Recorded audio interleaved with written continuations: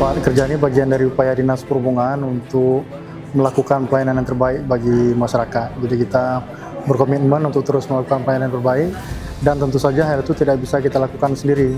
Kita butuh masukan, butuh dukungan dari stakeholder lain, dari rekan-rekan kerja lain, baik dari sesama OPD maupun dari instansi vertikal yang ada di Aceh Barat.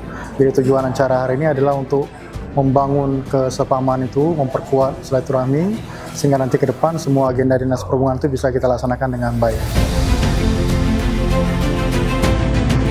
Bertahap, nanti Dinas Perhubungan sebagai salah satu PD yang diserai tugas atau target untuk mencapai PAD akan melakukan langkah-langkah strategis.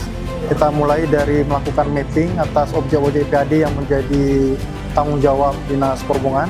Kemudian nanti dari setiap objek itu kita akan lakukan evaluasi atas pencapaian selama ini. Ada beberapa kelemahan nanti akan kita perbaiki dan ada beberapa sisi yang bisa kita perkuat. Dan samping itu semua kita harus terus melakukan inovasi, melakukan kajian atas masalah-masalah yang ada, sehingga kita harapkan nanti setelah berlalu sekian periode, PAD yang bisa kita capai itu bisa maksimal.